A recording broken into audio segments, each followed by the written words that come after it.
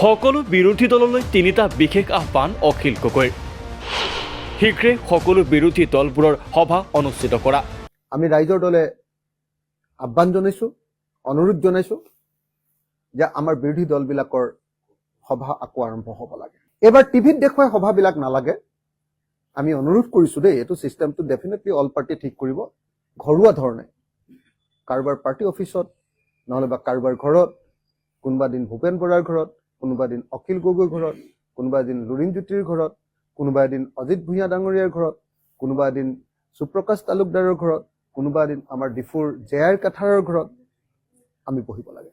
মই এইটো ৰাইজৰ দলৰ সভাপতি হিচাপে এই আনুষ্ঠানিক অথবা অনানুষ্ঠানিক বৈঠক আৰম্ভ কৰিবৰ কাৰণে সকলো দলৰ প্ৰতি আহ্বান জনাইছোঁ। নম্বৰ 1।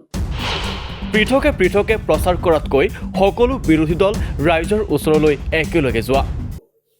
আমি এতিয়া পৃথকে পৃথকে প্ৰচাৰ কৰাৰ পৰিৱৰ্তে অহা এসপ্তাহমানৰ ভিতৰৰ পৰা আমি একেলগে ৰাইজৰ মাজলৈ যাবলৈ আৰম্ভ কৰিব লাগে। যেনেকে ধৰক এতিয়া কংগ্ৰেছে চোতালে চোতালে কংগ্ৰেছ বুলি কিবা এটা প্ৰগ্ৰেম লৈছে, সেইটো অকল কংগ্ৰেছ দল নগৈ আমি চোতালে চোতালে বিৰোধী ঐক্য মঞ্চ বা যিকোনো এটা প্ৰগ্ৰেম দেই, মই উদাহৰণটোহে দিছোঁ, তেনেকে আমি আগবাঢ়িলেহে আমি 2026ৰ কাৰণে গোটেই মানুহৰ মাজত কনফিডেন্স বিল্ডিং কৰিব পাৰিম, মানুহৰ মাজত বিশ্বাস আৰু আস্থাটো আমি গঢ় দিব পাৰিম। আৰু 31 মাৰ্চৰ ভিতৰত কোন দলে ক'ত নিৰ্বাচনত প্ৰতিদ্বন্দ্বিতা কৰিব তাৰ এটা স্থিৰ সিদ্ধান্ত লোৱা। কিন্তু আটাইতকৈ গুৰুত্বপূৰ্ণ কথাটো হ'ল যে অহা 2 মাহৰ ভিতৰত আমাৰ মাজত কোন দলে ক'ত ইলেকশ্যন খেলিব সেইটো স্থিৰ সিদ্ধান্ত এটা হ'ব লাগে 2 মাহৰ ভিতৰত। সেইকাৰণে মই ভাবোঁ যে ফেব্ৰুৱাৰী আৰু মাৰ্চৰ ভিতৰত আমি কোন দলে ক'ত নিৰ্বাচন বিজেপিৰ বিৰুদ্ধে খেলিম, দলকেইটাক স্পেচিফিক কৰি দিব লাগে আৰু দলবিলাকে নিজৰ কেণ্ডিডেট লৈ কেম্পেইন আৰম্ভ। মই বিনম্ৰভাৱে প্ৰাৰ্থনা জনাইছোঁ যে 2 মাহতকৈ বেছি সময় ল'ব নালাগে। ফেব্ৰুৱাৰী আৰু মাৰ্চৰ ভিতৰত 31 মাৰ্চৰ ভিতৰত আমি আটাইয়ে আমাৰ কোনটো দলে কিমান সমষ্টিত নিৰ্বাচন খেলিব সেইটো সঠিকভাৱে আমি নিৰ্ধাৰণ কৰি লওঁ আৰু তাৰপাছত আমি আগবাঢ়িম।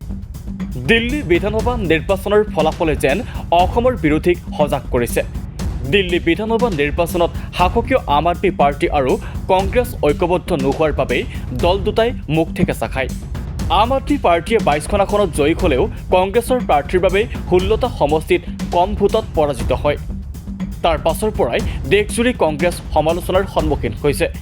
এনে দিশবোৰৰ প্ৰতি লক্ষ্য ৰাখিয়ে 2026 চনৰ বিধানসভা নিৰ্বাচনৰ পূৰ্বে সকলো বিৰোধী দলক ঐক্যবদ্ধ হোৱাৰ আহ্বান জনাইছে ৰাইজৰ দলৰ সভাপতি অখিল গগৈয়ে। মঙলবাৰে শিৱসাগৰত এখন সংবাদমেল সম্বোধন কৰি স্থানীয় বিধায়কগৰাকীয়ে সকলো বিৰোধী দলৰ প্ৰতি তিনিটা বিশেষ আহ্বান জনায়। কৰি দিওঁ যে আমাৰ ৰাইজৰ দলৰ আবেদন হ'ল অতি সোনকালে 1 দিন 2 দিন 3 দিন 7 দিনৰ ভিতৰত আমাৰ বিৰোধী দলবিলাকৰ আনুষ্ঠানিক বা অনানুষ্ঠানিক বৈঠক সকলো পাৰ্টিক লৈ আমাৰ হ'ব লাগে আৰু এইটো প্ৰচাৰৰ পৰা অকণমান আঁতৰত ৰাখিব লাগে। 2 নম্বৰ, আমি পৃথকে পৃথকে অভিযান চলোৱা বা মানুহৰ মাজলৈ যোৱাৰ পৰিৱৰ্তে আমি বিৰোধী ঐক্য মঞ্চ হিচাপে ঐক্যবদ্ধভাৱে আমাৰ অভিযানবিলাক আৰম্ভ কৰিব লাগে। ৰাইজৰ মাজলৈ যোৱা 2026ৰ অভিযান। আৰু তৃতীয় বস্তুটো হ'ল যে আমি অহা 2 মাহ অৰ্থাৎ ফেব্ৰুৱাৰী আৰু মাৰ্চৰ ভিতৰত এই 2 মাহৰ ভিতৰত আমাৰ কোন দলে ক'ত নিৰ্বাচন খেলিব তাৰ তালিকা আমি সম্পূৰ্ণ কৰিব লাগে, যাতে আমি বিজেপিৰ বিৰুদ্ধে যুঁজিবলৈ যথেষ্ট সময় লাভ কৰিব পাৰোঁ। সংবাদমেলত ৰাইজৰ দলৰ সভাপতিগৰাকীৰ লগতে আহ্বান 2026 চনৰ বিধানসভা নিৰ্বাচনটো সংগঠন ভিত্তিক নিৰ্বাচন হিচাপে কোনোৱে ল'ব নালাগে। গণতন্ত্ৰ বচোৱা সাম্প্ৰদায়িক ফেচিবাদী বিজেপিক বিদায় জনোৱা নিৰ্বাচন হিচাপে লৈ সকলো ঐক্যবদ্ধ হ'ব লাগে। কাৰণ বিৰোধী বিভক্ত হ'লে চৰকাৰী পক্ষ জয়ী হয় আৰু বিৰোধী ঐক্যবদ্ধ হ'লে চৰকাৰী পক্ষ পৰাস্ত হয়। যে 2026ৰ নিৰ্বাচনটো আমি সংগঠন ভিত্তিক নিৰ্বাচন হিচাপে নলৈ 2026ৰ নিৰ্বাচনটো গণতন্ত্ৰ বচোৱাৰ নিৰ্বাচন হিচাপে, সাম্প্ৰদায়িক আৰু ফেচিবাদক বিদায় দিয়াৰ নিৰ্বাচন হিচাপে আমি সকলোৱে ঐক্যবদ্ধ হ'বলৈ সংকল্প ল'ব লাগে। এটা সাধাৰণ সত্য যে বিৰোধী বিভক্ত হ'লে চৰকাৰী পক্ষ জিকে আৰু বিৰোধী ঐক্যবদ্ধ হ'লে চৰকাৰী পক্ষ পৰাজিত হয়। এই সত্যটোক আমি সকলোৱে উপলব্ধি কৰিব লাগে। একেবাৰে সাধাৰণ আৰু সহজ সত্য এটা। আৰু ইয়াক লৈ কোনেও টেঙৰ আমি